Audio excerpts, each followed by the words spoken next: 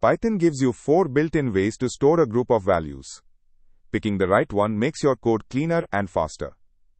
Let us walk through each one. A list is like a to-do list you can edit. A tuple is a sealed record.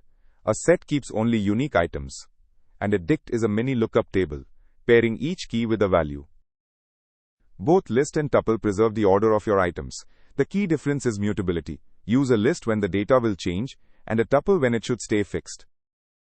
A set is perfect when you just need to know whether something is present, with no duplicates allowed. A dict goes further by letting you attach a named key to each value, so you can look things up by name. We start with 3 tasks, add 1, then remove 1. The list updates in place, and the remaining items stay in the order we put them. A coordinate pair should never be edited by accident. Storing it as a tuple makes that guarantee explicit, and you can still read each value by its position. Even though we added Alice twice, the set only keeps her once.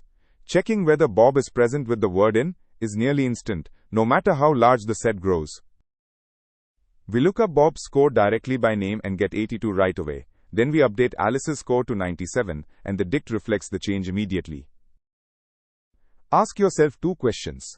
Does order or changeability matter? And do you need a label for each value? Your answers point straight to the right collection every time.